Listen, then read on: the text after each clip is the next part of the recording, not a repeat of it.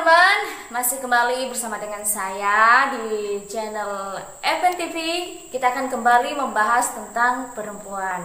I'm a woman.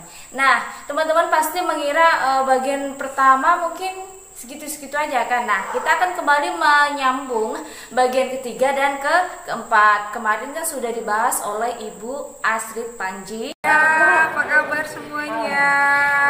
Selamat pagi. Semangat. Yang luar biasa inspiratif membagikan pengalamannya kepada kita semua. Baik, kita akan membahas bagian ketiga. Teman-teman, jangan lupa ya nanti di subscribe, like, comment, dan share. Jangan lupa dibunyikan loncengnya.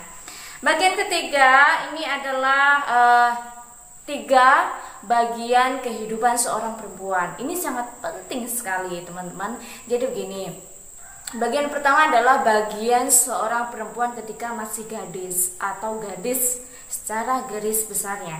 Kenapa kita bahas? Karena pada bagian ini perempuan secara khusus dari ketika dilahirkan mulai menginjak umur 1 tahun sampai dia menjelang remaja atau dewasa, kurang lebih usia 17 tahun, dia masih dalam asuhan orang tua. Dia masih perlu belajar, perlu untuk dididik, perlu untuk merawat diri, perlu untuk belajar menjadi seorang perempuan yang seutuhnya.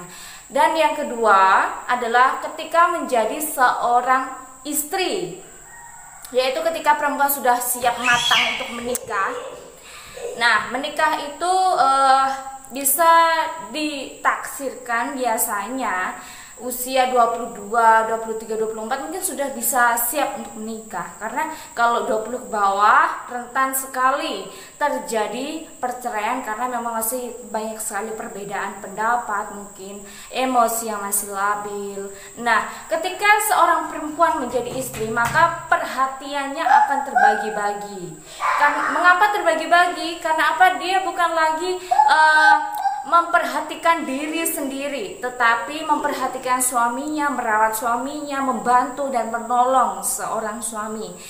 Itu adalah salah satu tugas seorang istri dan bagian kehidupan terpenting dari seorang perempuan ketika dia menjadi seorang ibu. Kenapa saya bilang sangat penting? Karena disinilah peran perempuan mendidik anaknya, berusaha mengeksplor dirinya, membagi perhatiannya antara suami, diri sendiri, dan anaknya. Nah, ini mungkin tidak mudah teman-teman ya, karena memang sudah terbagi-bagi waktunya, terbagi-bagi perhatiannya untuk menjadi seorang ibu rumah tangga. Ini adalah hal yang paling penting. Ini adalah salah satu perkataan ya. Saya mengutip perkataan dari Napoleon, yaitu Napoleon berkata, ibu adalah orang yang dapat mengayunkan buayan anak dengan tangan kanannya dan mengayunkan dunia dengan tangan kirinya. Wah, luar biasa sekali. Nah, ini artinya bahwa kita ditakdirkan sebagai seorang perempuan merupakan hal yang sangat luar biasa Tuhan bebankan kepada kita. Jangan pernah takut, jangan pernah minder, jangan pernah merasa rendah diri karena kita diciptakan sebagai seorang perempuan. Nah, kita akan kembali melanjutkan pada bagian yang keempat ini tentang yang paling berjasa, seseorang yang sangat penting dalam karir kehidupan seseorang, entah itu laki-laki atau perempuan. Nah, ini berbicara tentang kasih ibu. Nah, kasih ibu pasti bukan hanya kepada suami ya, tetapi juga terhadap anak-anak, bahkan lingkungan sekitar, bahkan terhadap negaranya. Karena ibu adalah seorang pelopor negara, seorang pendorong, seorang pendiri, dan seorang yang luar biasa yang Tuhan percayakan kepada kita sebagai seorang ibu, sebagai seorang perempuan tentunya. Nah, kemudian ini ada sebuah contoh kecil ketika ada terjadi letusan gunung ya, letusan gunung Vesuvius waktu itu ya di negara Italia.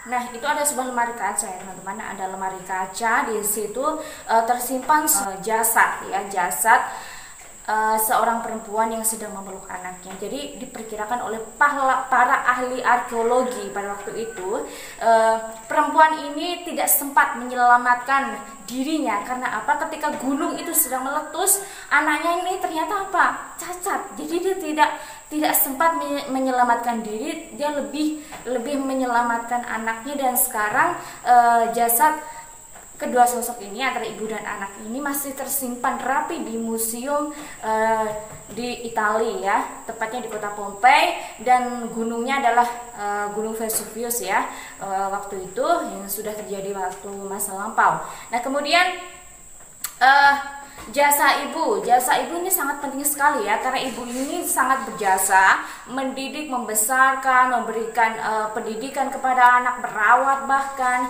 dan apapun yang dikerjakan seorang ibu itu tidak lebih dan tidak kurang untuk apa? Supaya anaknya ini bisa berdiri sendiri.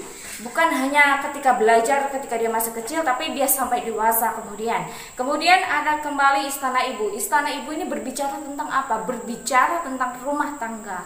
Jadi begini ya teman-teman, kadang kan kita berpikir bahwa untuk menjadi seorang istri ya, untuk menjadi seorang istri paling hanya pekerjaannya di sumur, di dapur, dan di kasur. Bukan cuma itu saja teman-teman gitu kan.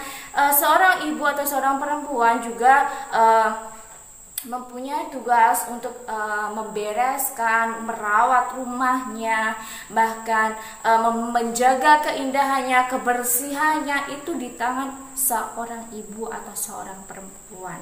Nah kemudian ini yang tidak lebih penting, Hari Ibu di Indonesia diperingati pada tanggal 22 Desember. Jangan lupa ya teman-teman ya, ketika tanggal 22 Desember nanti kita sampaikan, oh terima kasih Ibu sudah mendidik kami, sudah merawat kami sehingga kami bisa seperti ini. Itu semua karena jasamu Ibu. Mungkin kita bisa memeluknya, mungkin kita bisa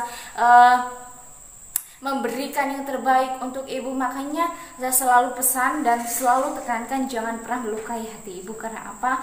Dialah yang telah membentuk kita ketika dari rahim sampai keluar, sampai kita dewasa, semua karena ibu. Nah itu saja teman-teman yang bisa saya bagikan pada hari ini. Semoga dengan kita belajar ya, kita belajar bukan hanya sekedar menjadi ibu rumah tangga gitu kan.